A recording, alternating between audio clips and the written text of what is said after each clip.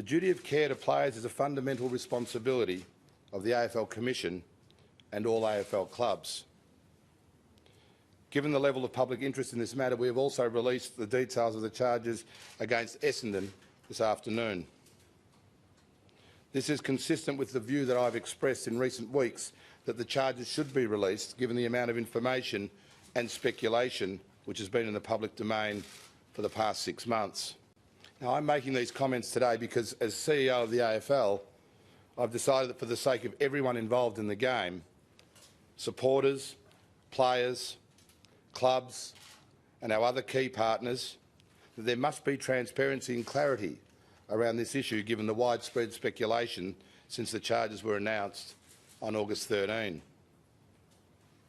All parties were advised at that time of our intention to release the detail of the charges. We do not consider the statement of grounds supporting the charge is justified by the evidence gathered during the investigation.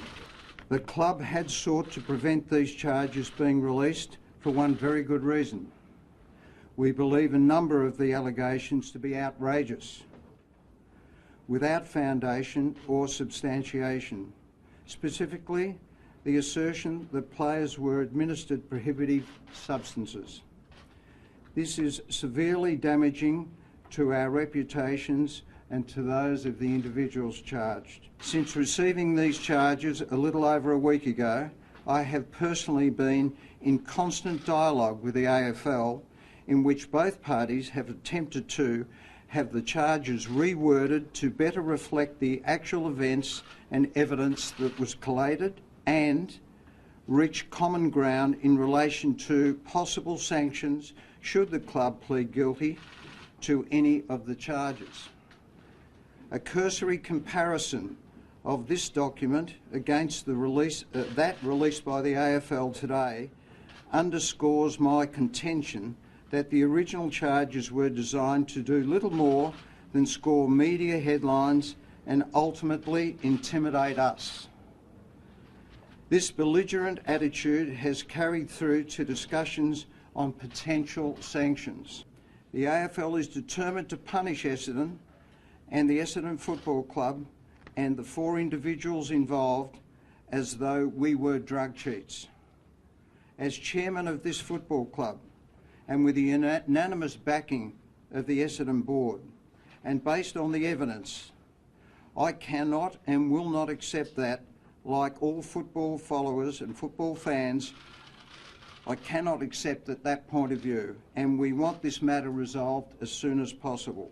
The AFL today continued its trial by media of me. Further, the release by the AFL of a letter by Dr Bruce Reid to me that formed part of the confidential ASADA investigation is in breach of due process. The letter, released in isolation, is designed to damage my reputation. These charges are denied and will be vigorously contested once the AFL actually provides due process. The announcement by Ambush confirms the AFL is running an agenda which continues to call into question its impartiality. My position is the same today as it was yesterday and in previous weeks. That is, I will contest these charges. Mr Demetriou and the AFL should recuse themselves from any hearing of this case because of the conflict of interest that has been created by the AFL's involvement in the process. And there should be a public hearing conducted transparently by an independent arbiter. It is critical to note that the ASADA report is interim, that no player infractions have been issued, and the AFL and ASADA may be in breach of the law with the use of the interim report as the basis for the charges that have been laid. But it's my job, as the head of the Players Association, to demand a safe workplace for our players. Our association has no tolerance for conduct which compromises the duty of care to our players. The issues raised by Dr Bruce Reid in January 2012 go to the heart of many of our concerns as the Players Association. The injecting of players in the absence of medical supervision, administering drugs to players without prescription or approval from the club doctor, the use of drugs which are not approved for human use and substances which are specifically designed for treating ailments not related to athletic performance, let alone the evolution of a culture of supplement taking where an experienced club doctor feels he is letting the club down by not automatically approving these things. These are all things that I never expected to see in our sport. It is shocking to see that the concerns of health professionals can be ignored in a club that seemed intent on pushing the boundaries regardless of their potential impact. My overwhelming reaction to this is simple. This must never happen again. So it's been a very big day for football, guys, and many big announcements today. How did we feel about that? And I know Jamie's got a lot to say, so I'm going to come back to you, but perhaps ODN and Messenger and Chief will give us a more reasoned perspective. ODN? Perhaps. It's absolutely massive. What a huge day. This scandal's getting it's even bigger than quoting your own tweets as a source, hypothetically. Look, the AFL offered up an amended charge sheet during the week, and what we saw today from the AFL was the original charge sheet, apparently. But it seems they offered up the amended one to get a bit of cooperation, and the response was Dr. Garnham coming out, trying to throw the AFL under a bus re-AOD again. And the AFL's response was swift and brutal. And I don't know, I just felt like Essendon could have walked away with an official concession that they didn't set out to breach the code and maybe protected their reputations. But, gee, I don't know what's going to happen from here. Okay. My view on this is that we've heard a lot of talk leading up to this about brokered settlements and deals being handed out. I think there's going to be, the expectations on the AFL are going to be much higher in terms of this charge sheet now. I think they're going to have to take the long handle to them now. I don't think they have a choice. I don't think coming out and saying, oh, you're suspended for 6 months and here's a couple of years of draft picks is going to cut it. I think they're going to have heads on stakes for this, and I think some of the other clubs will expect it. Chief, what are your thoughts before I go to prosecutor? I think I don't know that Lance Uppercut will hate me for repeating the text message that we exchanged earlier in the day. But let me go back through it. He was horrified. He said, "Name dropping." His and I know his phone number. His message to me was, "What is it?" I'm burying myself in work. It's a nightmare. I was reading it in slack-jawed shock. And I think that pretty much sums up a lot of people's response today, and even on the boards, a lot of people, MXet and a few other people who are rabidly supporting Essendon and refuse to believe anything else, have just resigned themselves to the fact that they are screwed.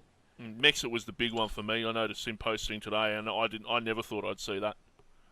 No, he was. I felt quite. I mean, I felt sorry for him, and I sort of feel sorry for them. But you think, well, finally, okay, here's a bit of reality, but you don't want them to say, stuff this, I'm not following the club.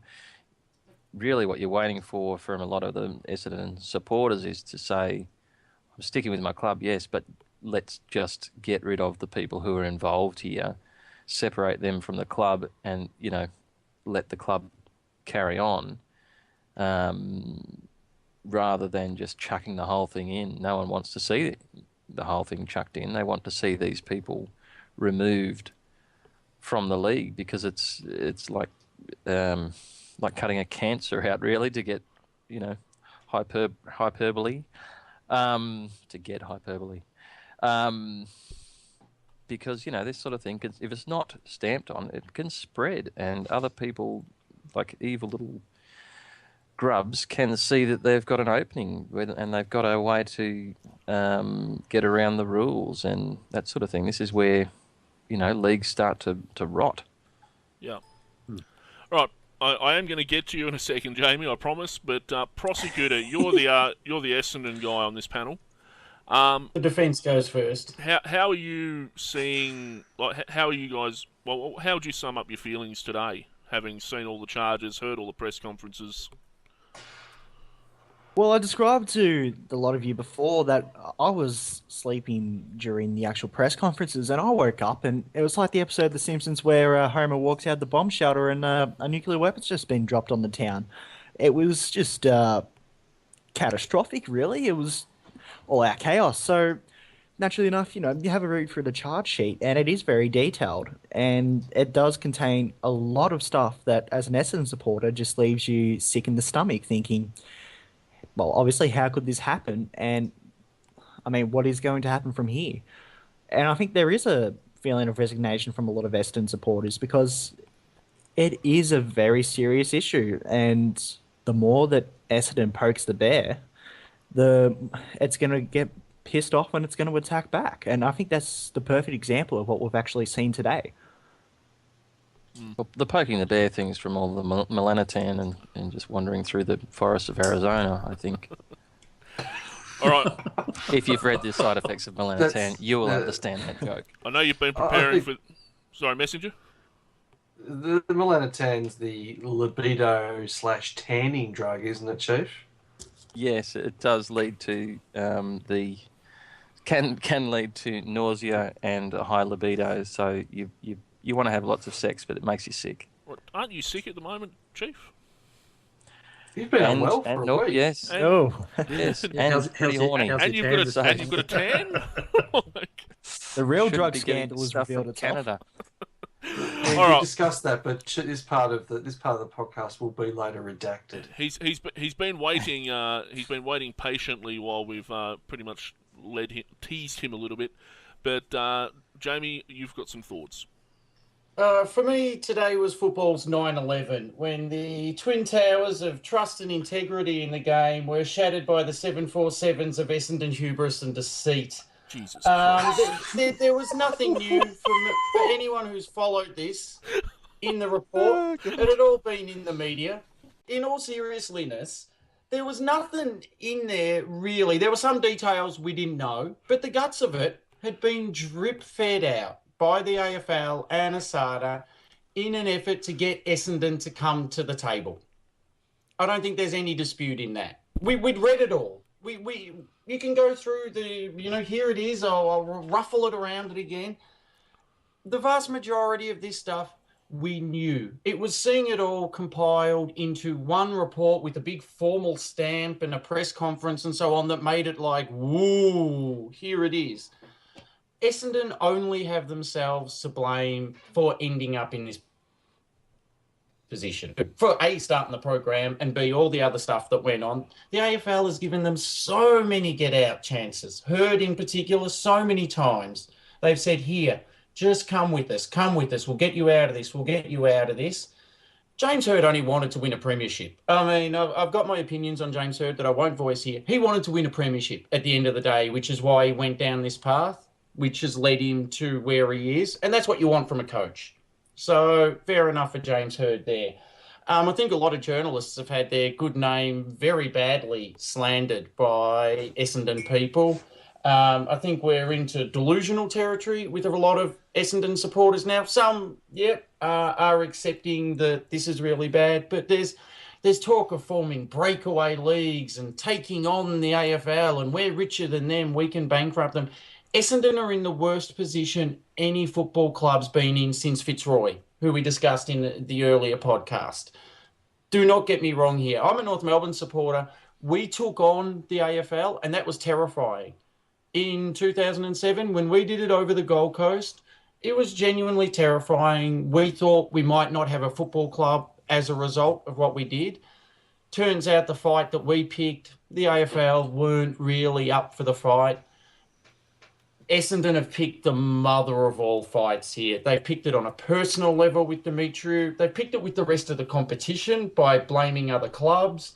Essendon have backed themselves into a hideous, hideous corner, and I just do not see any way out. And for the first time, it was suggested to me by the old credible sources that deregistering Essendon for a year or two is now on the table. And I'd never heard that before. All the other stuff about draft picks and Herd has to go for a year or two, all that I'd heard before. But now it's being said that the AFL are weighing up what's the cost to the competition between, all right, so what, we lose 1/18 or 1/9 of the TV rights money? Is that worth having the rest of the cost by having them around? It's a horrendous situation for the game, and it's one Essendon created. They created it, and they've made it worse and worse and worse. Okay, take a deep breath for a minute, and let's get some input from these other guys, so it's not just the Jamie Johnson hour. Prosecutor, you got some... Jamie Johnson hour. This is getting good. Prosecutor, you got some thoughts? Well, I guess we'll get the I guess we'll call it the elephant in the room, but we'll talk about Paul Little, I guess. And I do have concerns with the way he has gone about it, and particularly of concern is his insistence nearly to take on City Hall. Now, as Jamie said, it's all well and good to take on City Hall if you've picked your fight. However, it just seems like the Essendon really just have gone hell for leather, and they haven't picked their fight. They've picked the worst possible opportunity. I think David Evans was on the correct path when he was trying to negotiate a settlement, which, was pretty much all behind doors and all that sort of stuff, and you get some closure from it. But for now, we've got this mess, and the consequences for it are really high, and I don't know about if Essendon and the AFL had paid any attention during the Cold War, but generally, if you're dropping nukes on each other, it doesn't end well for either party. Okay. Just before we move on. Is anyone else here? Yeah, no, I'm here. Yeah. I'm listening. I'm trying to stay quiet so we keep the signal. Just before we move on, James Herd is being proclaimed in both the Age and the Herald Sun as launching Supreme Court action. He wants to bankrupt his family as well as his football club. Good on him. The Herald Sun says the Essendon coach's lawyers will act on Thursday morning in a dramatic escalation of the game's greatest crisis. We will be instituting procedures, Herd's lawyer Stephen Amendola told the Herald Sun. The same stories in the Age. So there's reports too that the players have finally been absolutely terrified by all these charges, and I think they're reporting on Football Classified that some of them are looking to jump ship. That was reported. I just wish that I had finished that law degree. I would just be. You would have been a made man. I would have been. I would have. Yeah. I want to call for a bad court thingy. I would be living in a gold house. That's right. So that's Essendon's problem, though, is the players, because they've now, and their families have started to leak, and that wasn't happening all year. And the players were playing for the jumper and Hurdy, and the players don't believe it anymore. You could see that on field on the weekend. The players aren't buying into it anymore. Watson tried to G him up at halftime. None of them bought it. Goddard did the same. The players they've got their girlfriends in their ear. I got pregnant last year. What kind of demon baby have I got inside me? They're not. It's got North supporter in there. They're not buying it anymore, and that's where the lawsuits will come from. I thought you were saying the players were literally starting to leak, like that was one of the side effects. I was a bit concerned there for a second. Quite possibly. Cross, would you prefer Essendon to be addressing the charges and what actually happened instead of addressing being ambushed in due process and stuff like that? Would you prefer to hear more about actually what they're arguing is in terms of the charge? I mean, I'm happy enough for them. I'm happy enough for the club to come out and address the charges and address if it feels it's done wrong.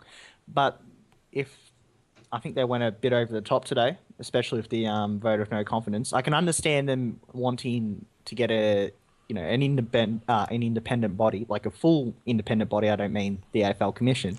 However, I'd say that feel free to come out and make a press conference today, but the next time they talk would want to be about explaining what has actually happened. Specifics, because I'll agree with opposition supporters that the line about we'll tell our truth soon and all that sort of stuff. At this point, it is very, very, very thin. Yep. Yep. No, I made that point today in one of the forums. But there's... I forgot what I was going to say. Karen. That's right. I was going to say something. I had it, and it just went. The presidents are all meeting tomorrow. They are. Is what's going to happen there? Well, a birdie in the forum's trying to tell us that the meeting was actually held tonight, and they voted to keep Essendon in the finals. But nothing was really announced. I mean, they're telling us that they have to work at next season's fixtures and everything like that. I wouldn't expect too many favours in next year's fixture if I was Essendon. Not now. Pross? Not when you've got to give Sydney such a dream run. Well, there's that too. But apart from that, we'll probably still keep Anzac Day, and we'll probably still keep Dreamtime. But apart from that, I wouldn't be expecting. Honestly, I guess the question becomes: do they try to hit us from an economic standpoint, or do they try to hurt us on field with a really, drawing Geelong, Hawthorn, Sydney, Fremantle all twice? I think you're going to get whacked with everything they can do. It was said to me by someone that worked in football, that kind of shit.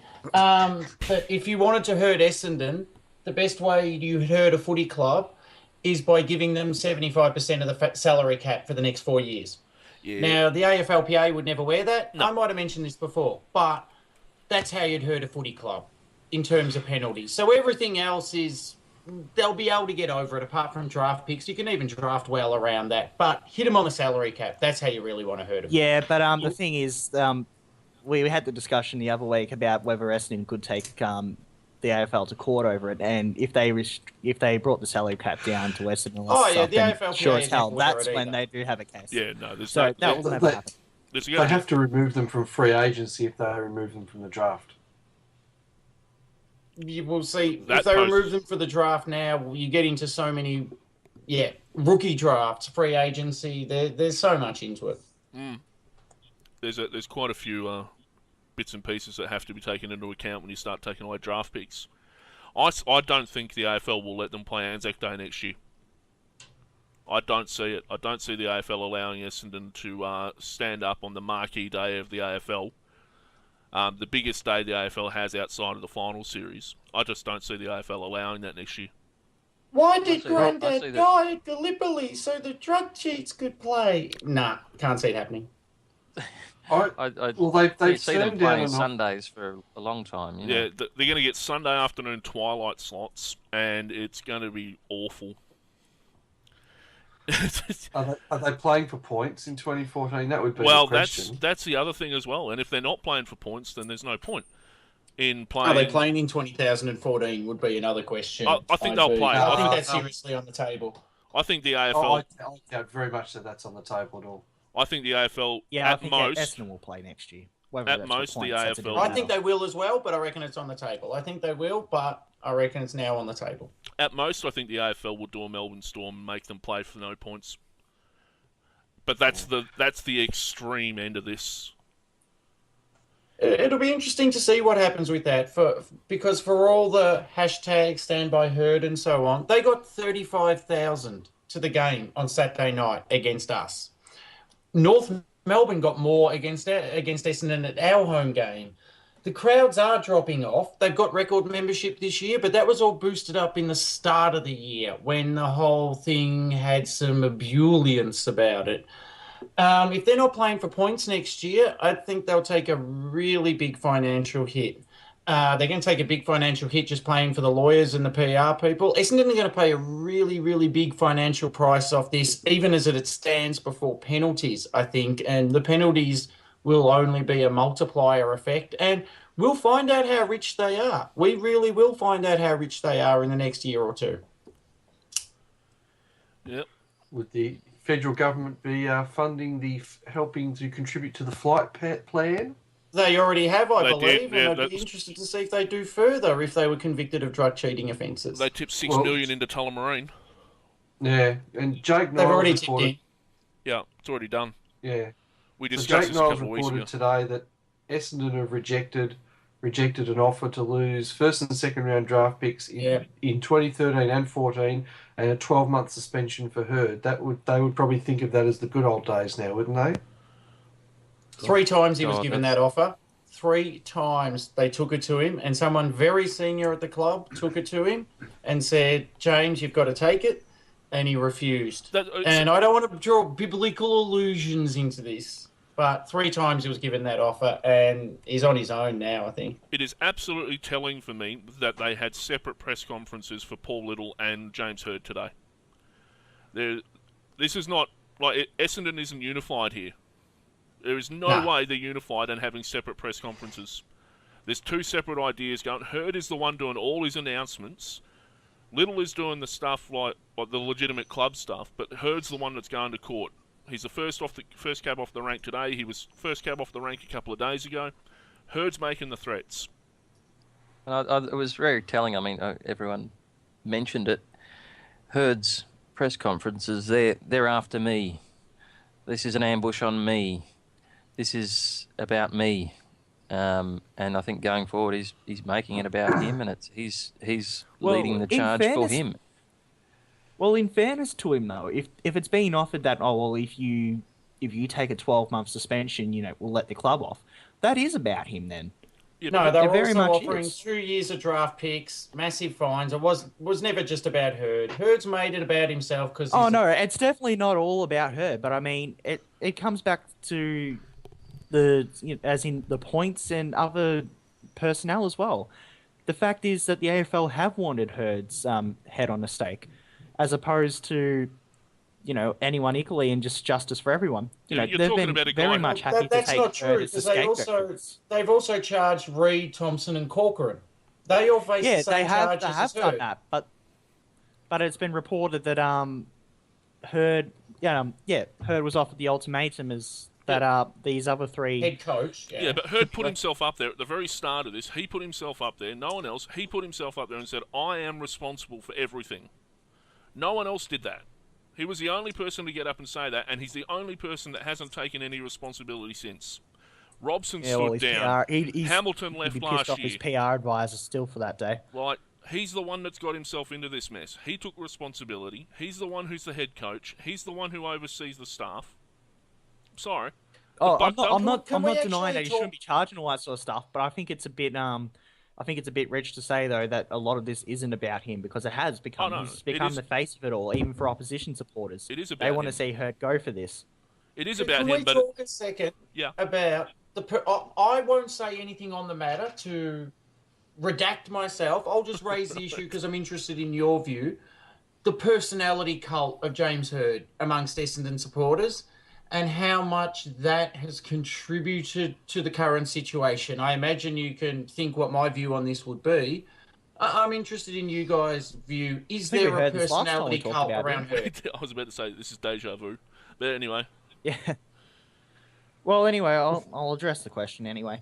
But I think obviously he's a figure. He's a revered figure around the club and all that sort of stuff. And he is going to be, of course, he's going to have more benefit of the doubt than, say, an Ian Robson does, or a Stephen Danker, or a Dean Robinson. But of course, I'd say he's obviously going to get a lot more chances to deal with it. Has he had too many chances, and has he been dealt too much leniency? It's a very real question, but I don't think the cult really is as profound as it's believed, but I think from outside. I think from outside looking in, it really looks like what Jamie says, a cult of personality. This stand by Hurd. Yeah, not stand by the club, stand by Hurd. It's not stand by Bombers, it's stand by Hurd. On that point, I'll address the stand by Hurd thing. That wasn't so much directed towards James Hurd as in stand by James Hurd. That was more directed at the at media personalities and all that sort of stuff, calling for people's head and just rubbishing the club without the chance of the club and personnel within it to be able to stand up and fight back for themselves, defend themselves. So that was more Hurd was the figure used, the figurehead of it, but he wasn't necessarily it wasn't a campaign to stand by him and make sure he doesn't get sacked no matter what. It was more of a, stand by him. Well, I think it was stand by him as the leader who's going to... Give him his chance. Give him his day. And I said this yesterday in the forums. Everyone gets the right to defend himself. It doesn't matter what you've done. You are entitled to a defence, because it's the only way this doesn't go to the Supreme Court. And it's the only way they don't win in the Supreme Court against the AFL, is if they're given the right, a fair hearing. That's all that the Supreme Court requires, based on precedent. And assuming the Supreme Court follows the precedent of the Victorian Court of Appeal, all the AFL has to do is provide a fair and reasonable hearing. That's it. And I think, people are sort of talking about it's going to cost this much per day in the Supreme Court and all that sort of thing. A lot of this will just be written submissions. Yeah. And the Supreme Court will look at it and send it back. There's no sort of... it's not like your law and order sort of pacing thing. back and forth in the court and having it, getting Danny Crane there to pull off his last-minute trick or anything like that. It's just, here's what we think, submit it, get something back. Yeah.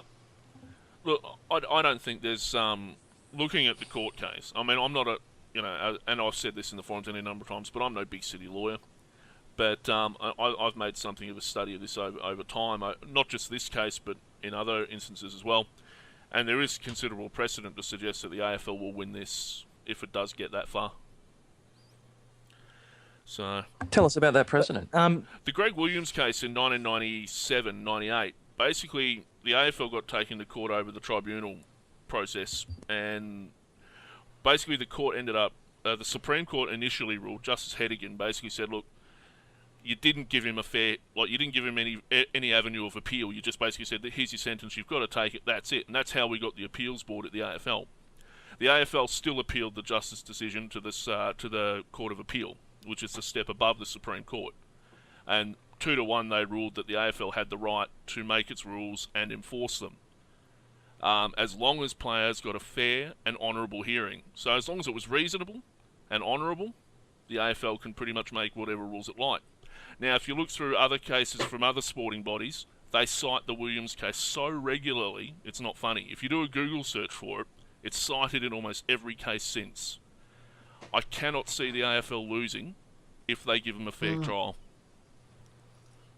I guess so. That comes down to what Essendon defines as a fair trial. It's not going to come down. It's going to come down to what the court defines as a fair trial. No, what they define. But I mean, if it's going to go to court, if it goes to court, it will come down to if Essendon decide to go to court, it'll be because they decide that they don't deem it to be what they define a fair trial. I know, and I understand that too. But what I'm saying is, precedent suggests that the AFL Commission hearing is going to be enough for the AFL to say, look, it's our rules, it's our game, we're the sporting body that's in charge of it. Here's what we decide is the punishment. Has that Williams ruling ever been challenged by any club or individual in the AFL subsequent to it being handed down by the Court of Appeal? It had Andrew Dunkley took an injunction in '98 that was unsuccessful. Andrew Dunkley, he did Is it in there somebody's house falling over there? It's fucking Messenger's chair. That's what it is. It's always Messenger's chair. If it's not him sneezing, honestly. Get him a stool. Anyway. Sorry, start again. Andrew Dunkley challenged it, I think, challenged the tribunal, but he lost on appeal. No one has successfully challenged the AFL tribunal since '98. They've got injunctions. So the idea that they successfully challenged the AFL Commission, which is the governing body of the game, and they've got that precedent there. Yeah, I see where you're going. There's no successful challenge to the Commission at all. Yeah. And, we're talking since '93 when it came into being. So, also the call for the Commission to take a step back, that's unprecedented in the AFL as well. The Commission, they might get Demetrio to take a step back from the hearing. They're not going to get the Commission to back off it.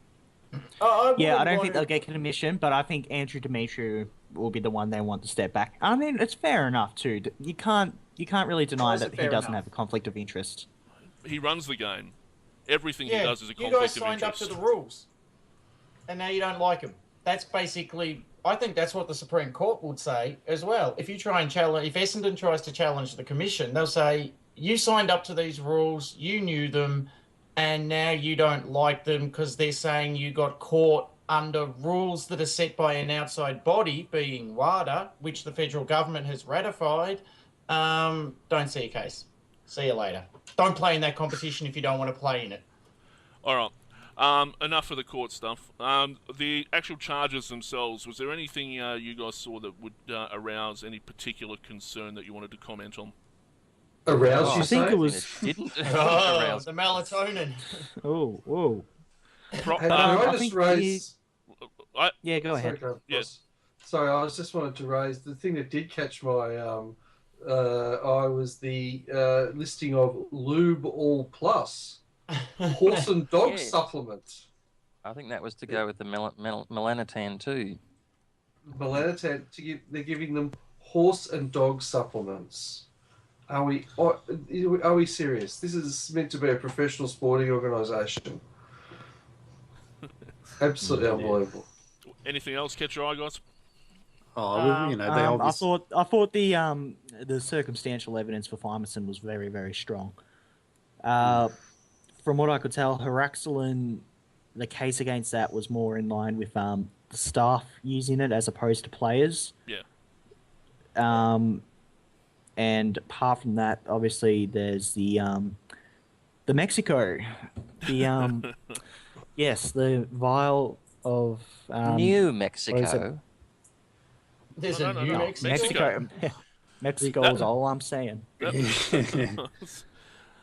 was anyone's watching Breaking Bad, they'll get that. But in any case, yeah, I guess those in particular, this Mexican drug and Fimerson are the two big ones from a doping point of view. Because those are Apart from shows. that, Bruce Reed's letter. Pardon? Sorry, go on. Pross, go on. Oh, and with Dr. Bruce Reed's letter, I thought that was that resonated with a lot of people who highlighted ethical concerns as well. Yep. Yep. I was surprised that actually came up because nothing being really made about that being found amidst it going lost earlier in the year. And you'd think that would be one of those things that would be leaked, wouldn't you? Like, of all the things that Yeah, were leaked. I mean, that's just come from nowhere because at the start of it, there was this whole debate. I mean, even when Ian Robson had his goodbye press conference, the whereabouts of the letter was still unknown. So it's obviously come to light between there, and they've managed to keep it a lid tight, which is surprising in itself. But it is a big, think- it is a fairly big deal. Yeah, I Just- think it was just the very, efforts. very, very, very surprising. Sorry if I thought we were winding up. I think it was very surprising there was not a single hint in that whole report of police involvement or any criminal matters. There is nothing in that report that I could see that would ever prejudice a future criminal trial, and I'll leave it at that. Just I'd be actually looking very at interested to see what those blacked out documents were. There's a lot of redactions They're in there, isn't clearly there? people's personal medical records. They're Yeah. clearly the I'd player say so. records and so on. That's. Yeah. I mean, I Yeah. don't think that's breaching any privacy thing to say that, but that's what they clearly were. Well, Heard obviously believes that the letter being released was a breach of due process, he said. Well, that's I what don't- Natural James justice, I Heard and the think, courts is have sort out. Yeah. I don't know. Anyway, Well, Heard was just- Heard sorry. was claiming, amongst other things, that he never received the oh well, Chief, you know how to pronounce it. I don't have it on me. The melanoma or whatever the hell it is. But he claims he never got that. Yeah, that's it. That's it. Little bear, whatever the hell it is, Arizona. But he's claiming stuff like that. He never got that. And various other things. I'm trying to think what the other one. There's one damning one. I need to get the age up. But in any case, he's denying a lot of this, and I think that goes to the heart of his challenge in the Supreme Court that he's set to issue. So I'll be very Well, it is a interested big- to see what he's I was right. very it has is- interested been in noted the, by the AFL. Okay. I As was has been noted interested by in the the, AFL, in the, this is only a charge sheet, so it's not like it's the end of the investigation. This is just the events that are put forward to Essendon, and then from there, obviously, they'll they'll refute what they want to refute. Okay, ODN's been trying to say something for like 10 minutes. ODN, what is it? What's going on? Hang on, what was it again? I was just really interested in the level of deceit with Dank and Alavi in the sort of trying to backdate a letter and email it through to them and have it signed and sent back. That's sort of a cover up that went on. That's damning. I didn't know any of that stuff went on. That's real. I mean, it's damning to Dank, obviously, but damning to the whole program, I guess. That'd be in more. I'd say that'd be more damning to Dank on a yeah, but I mean, rogue, as in a rogue was, personnel sort of thing. But it does reflect poorly on this whole thing that the things weren't documented and these things weren't picked up when they first happened. Dean Wallace didn't do his job as documenter of the documents. Look, Love the way Dean Wallace surfaces in this. I thought he was Losing banned. another No, this premiership. is during the period that he was banned, I think, and he was he an administrator at that point, or I've when got did he this get vision of banned? Dean Wallace sitting at his desk while Hurdy and Danky and all them are running around and don't look at what document. Oh, that's it, Dino. That's it, mate. Pretend like it's the final minutes of the 99 prelim. Don't look up. Just don't look up. And he's sitting at his desk with a finger up his nostril. I think it's coming out my ear. At the end of the day, Dank was an Essendon employee. I mean, what he did might not reflect on the four that are up on charges at the moment, but it still reflects on the charges against Essendon. You can't otherwise. Everybody. Yeah, otherwise, I'm not saying that. Definitely, he was employed as Essendon. He was acting on behalf of Essendon, whether they instructed him to do that or not. Yeah, and exactly. And look, this is the thing with the wider code. You can't. If you allow a rogue operator defence to come in, then everybody's going to do it. They're going to set it up so there's plausible deniability by the main people at any sporting organisation, and it's just a point of four guy. So that's why the wider code is specifically worded that you can't offer those sort of defences. I think we're probably seeing how much of a sideshow AOD has been as well when you read the rest of them. And some of the drugs they're talking about, hexalarin, they're talking about a couple of the other ones there as well. They're 2-year bans. They're S2. They're 2-year bans if they're caught. Well, fine. I thought that, I don't think there's going to be a Spimosin problem. things. Yeah, I don't think there's going to be a problem with Heraxalin. There might be, but based off what I've seen, there really isn't much, especially when you compare that to the evidence or the circumstantial evidence they have with regards to Firmason. So I think Firmason definitely is going to be the big one. That's going to be the center case of this whole infraction notices issuing if that ever does happen. That's what I noticed in that in the charges that. I'll start again. That's what I noticed in the charges there, the actual circumstantial evidence and the attempts to sort of pass that off as other substances. Oh, it was alpha, or it was thymomodulin, or it was this. When the whole chain of events, the circumstantial evidence showed that what else could it be?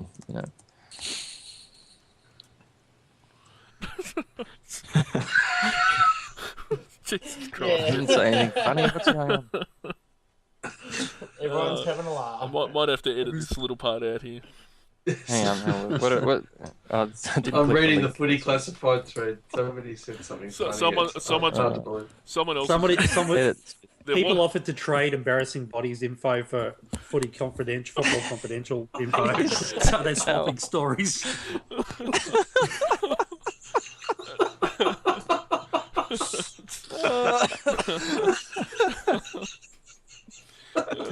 Consumption is leaking out. Dear. Is this being live streamed? No. I nearly did do a live stream of this tonight, but no, I didn't. No. We're just not disciplined enough for that. No, not yet. Look. This probably isn't the episode to have as a live stream. Oh, I can handle the drugs and everything, Pross, but these medical experiments you're doing on these guys. Oh, well, I think we've just got the Jesus Christ. documentary footage on Channel 9, apparently. Just splice it in. I could have some fun with that. So, did you guys have anything else you wanted to talk about in regards to this? Yeah, I know Jamie's I probably wanted not. to say one thing. I wanted to say one thing. It really does prove, and I've said it a couple of times, it does prove that no matter how big your organisation is, how old it is, how strong it seems, you can have a situation where there are incremental risks introduced over a short period of time that by themselves don't look like they could do much damage, but you add 3 or 4 things together, another bit here, another bit there, a rogue operator and that sort of thing, and you can bring a 100-odd-year-old organisation to its knees. You can have, any organisation lose everything that it's ever built up in its 100-year history, all in the space of a couple of years. It's not like Soviet Union, unheard of, yes. and it's actually will happen to a lot of the biggest organisations. They will just die from this exact sort of. I see it I every think day. that's It's an In all organisational seriousness, Chinese. Yeah, keep going. the financial crisis is a fantastic example. Some of these banks that collapsed, especially in the UK, were 500 years old.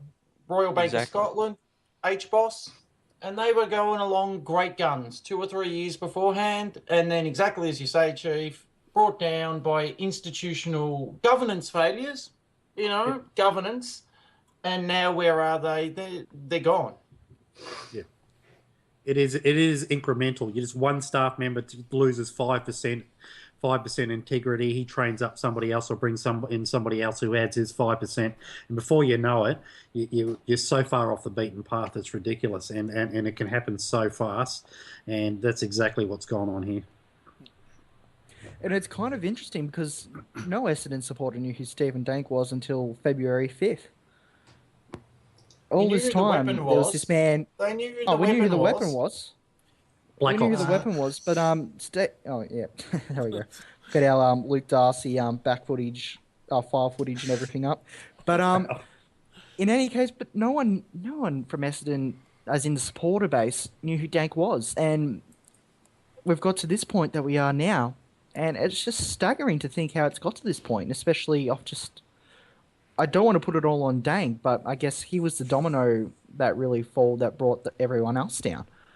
I do think you raise a good point there, Pross, because if you do some Googling on this, like sad, obsessed people may or may not have done, there's actually mentions of Dank's name in AFL press involving other clubs, which probably not the best to go into here, but Dank's name does pop up, and certainly in rugby league circles, but I will happily admit that it was only when this Essendon stuff broke at the famous press conference was the first time I'd ever heard Stephen Dank's name.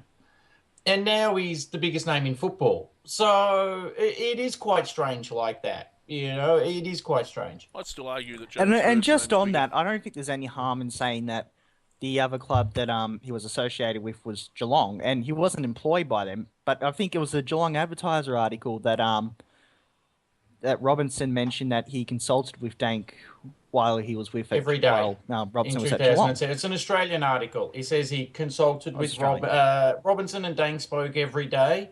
And Robinson says Dank is as much part of this premiership as I am, or words to that effect. I'm happy to correct, but he says he spoke to him pretty much every day.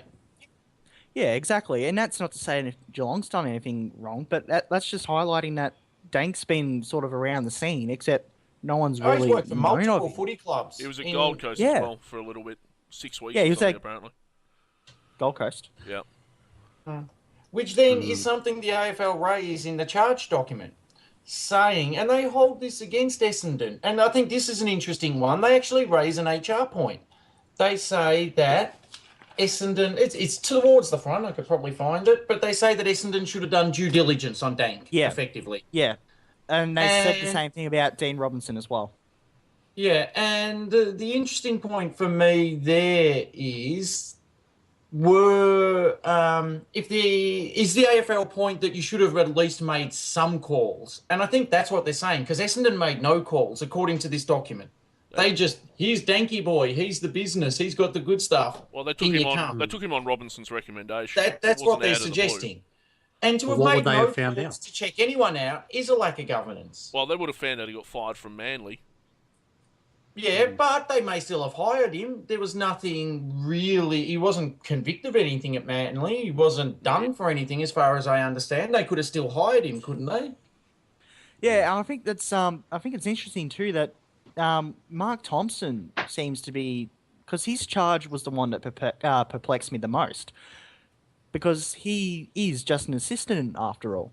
But well, he's not just an assistant; he's a senior assistant. But for purpose, he's not a senior coach. He's not head of any department. So, and I found it interesting. The two things they tried to pin on Thompson was the fact that he had a meeting with Dank in May 2012, I believe, where he said to shut down any injections. Now, I think it was Mark Robinson who raised the point tonight that what authority did Mark Thompson have over Stephen Dank to tell him to do that? And I guess the other thing that they've really tried to hang on Thompson is the fact that he brought Dean Robinson, and then following on from that, Stephen Dank by association, and they've pretty much done over Thompson, Hurd, and all that sort of stuff, and not doing due diligence in hiring them. I find that part staggering, to be honest, because I mean, what were they going to find out? I mean, Robinson was with Geelong during their premiership years. He was credentialed and all that sort of stuff. So it's a bit rich for the AFL to expect. Like, I understand that they should have made a call or something like that. Dank was but never credentialed. I still don't understand though what they would have found in that call that would have said, nah, he would have done all this to our club. This begs the question, though, and this is the one Essendon supporters never want to answer. Perhaps Essendon should have done some due diligence on James Hurd and what his plans for Essendon were. And if they'd actually maybe asked James in a bit of detail, what are you going to do when you come in to make us so awesome, they might have found out a few things that could have prevented all this happening. But I guess we'll never know what he actually said or whatever actually happened. Because a fitness and supplement program, I mean, for about 6 to 8 years during the 2000s, we were terrible when it came to fourth quarters. We were the North Melbourne of bloody... Not as bad as North Melbourne are now. We're sitting up leads. You haven't beaten us in years, mate. You only beat us by a point when you were on drugs because Hamish McIntosh missed.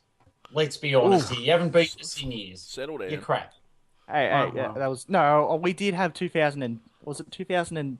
No, it wasn't 2010. I think it was... Might have been 2009 even. Matty Knight. Going back to the glory days.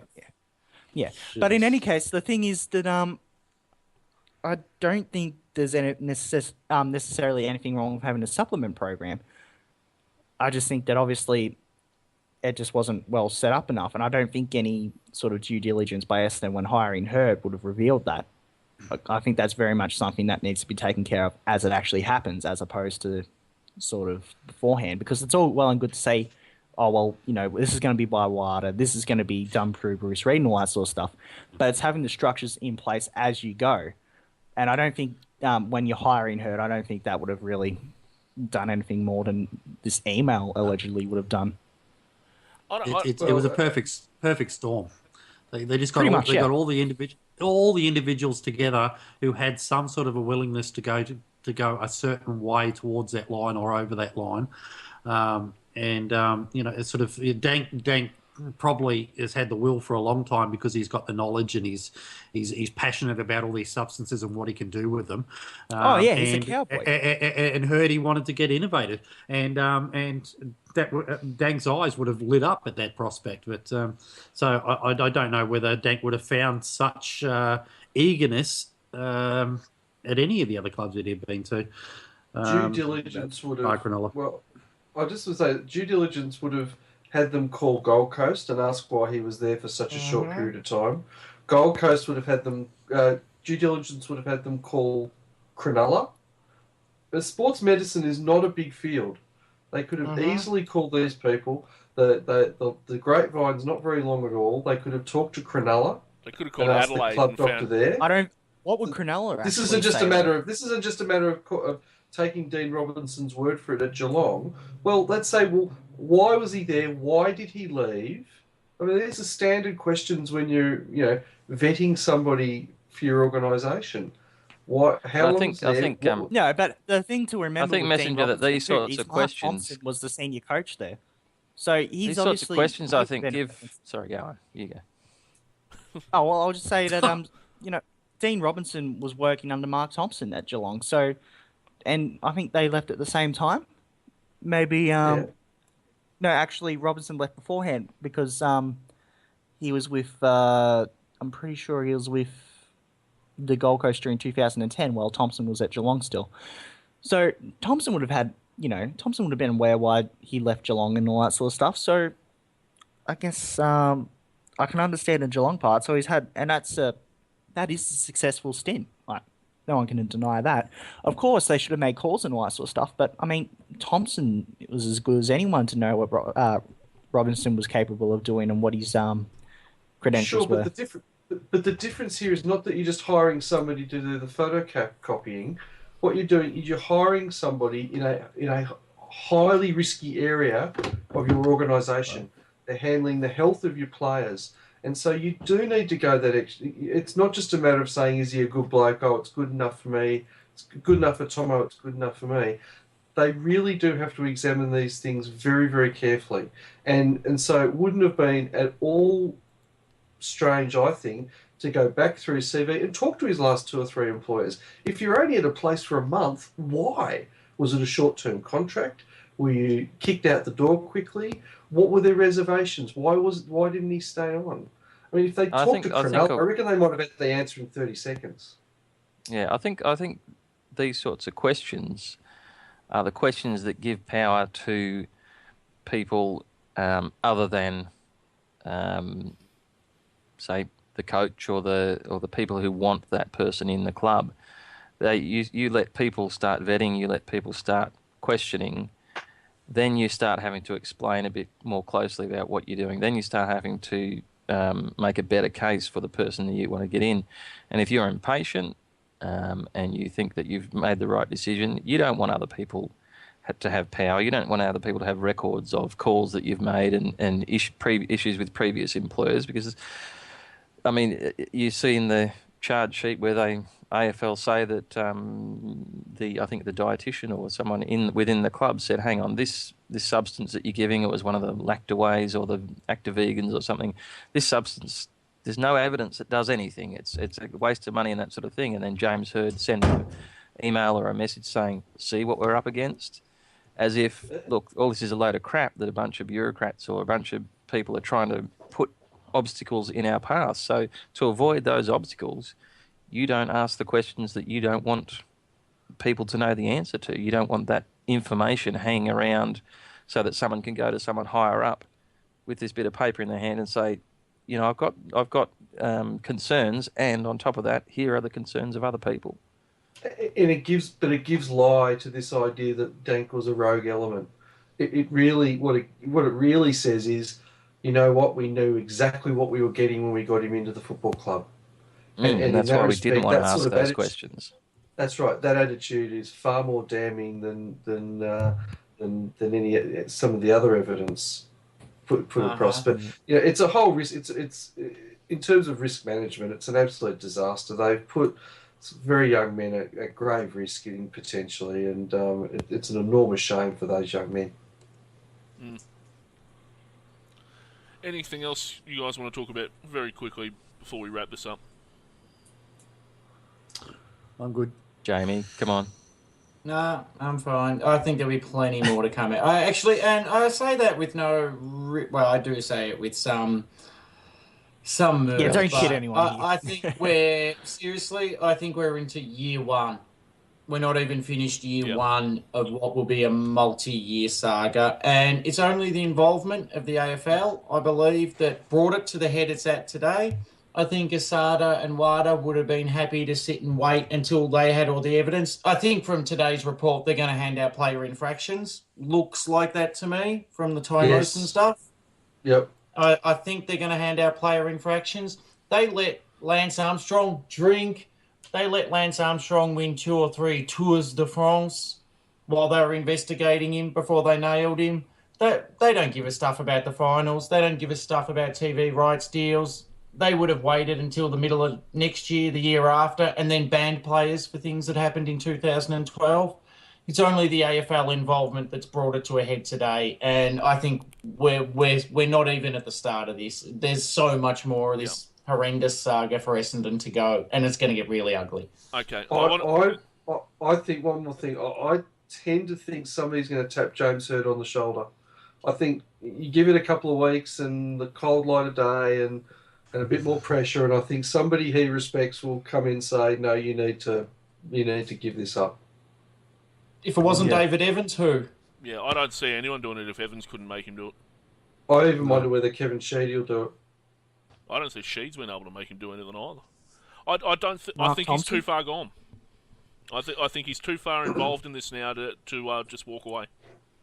Yeah, I wonder where James Hird goes from here. I really do.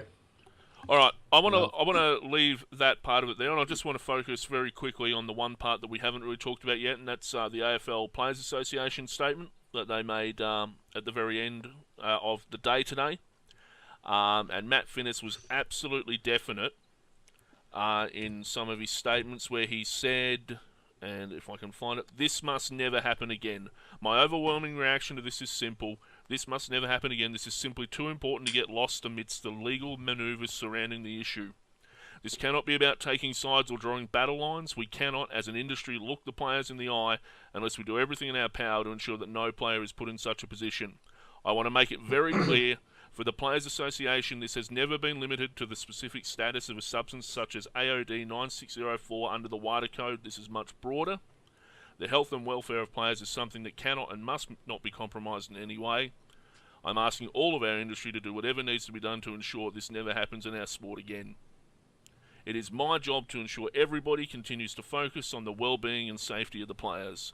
I will continue to do that. And he also went on to say that the AFL had every right to do this under its own obligations.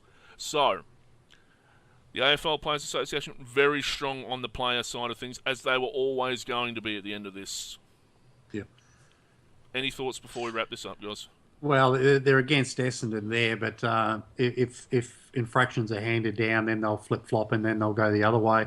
I agree with what they say, what he's saying about the players' health, but players receive a lot of education, and I'm just amazed that what were there 38 people on this list, a list of players who received some sort of a substance that was questionable, and nobody thought to make a call themselves or check it out before it was injected into their body. I just AFL Fitters won't like the players getting infractions, but there's got to be some level of they're not going to take there. it out against the AFL though if that happens. That's going to go completely against Essendon.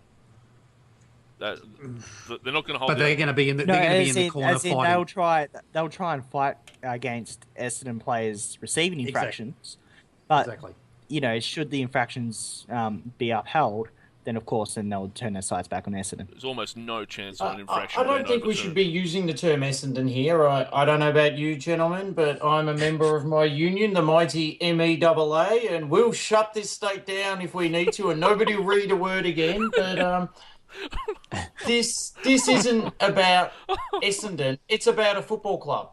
And what the AFL Players Union are saying is that an employer as a football club have behaved in a reprehensible fashion, they believe, according to the charges laid today. If we keep saying Essendon, it buys into the idea that Essendon are being victimised here. And I think when you see the players' representatives here, it just shows you, no, they're not. They would say that about any club.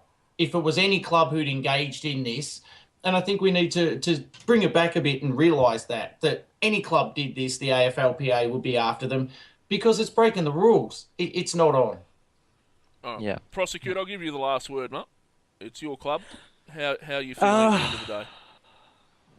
Well, I don't. Because you just died. What do you really want me to talk about?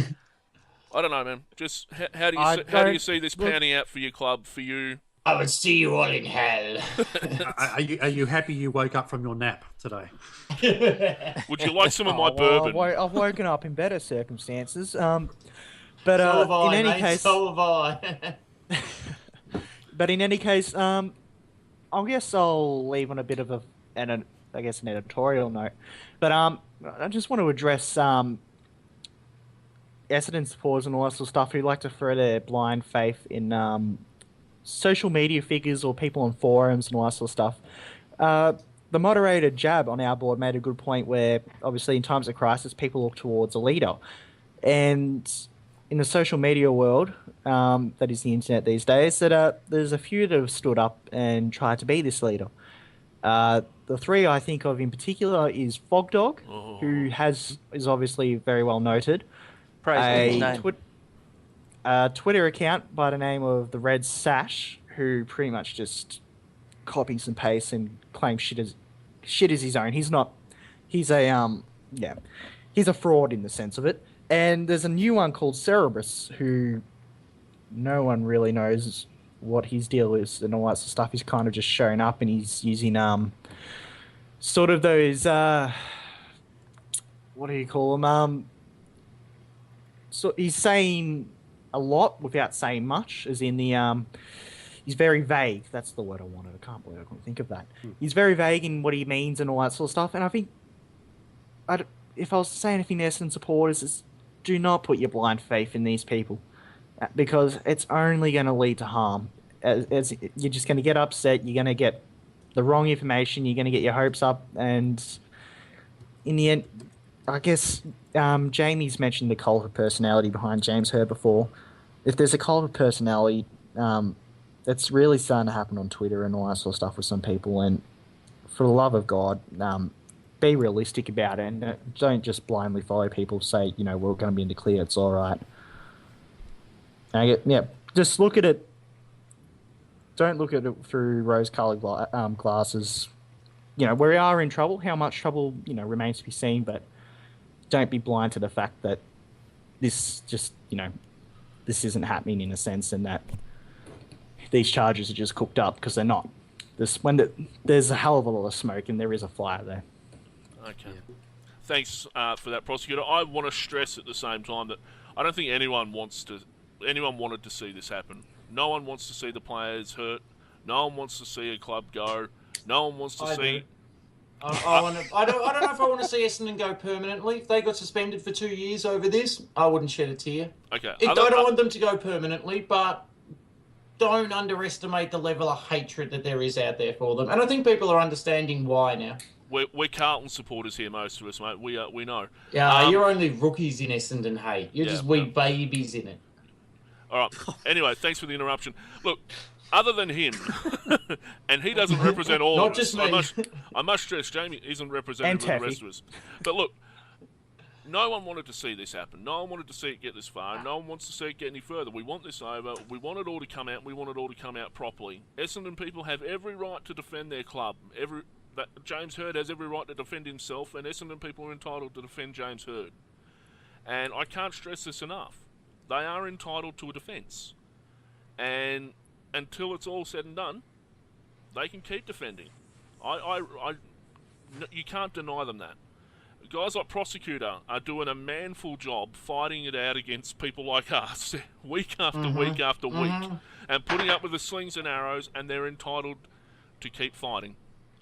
And I'll just, if I could add to that as well, to any Essendon supporters who actually have listened to this, and if you have got to this point, I commend you, and I don't know how you've done it, but I guess just also keep on, support the club. Don't support the individuals. I mean, stand by them as much as possible, and I mean, if you want to take stand by Hird to mean literally standing by Hird and not wanting him sacked. Like literally go to his house and stand next to him, like in his kitchen. Exactly. Follow in the example of the media. If you don't know where his house is by now, then.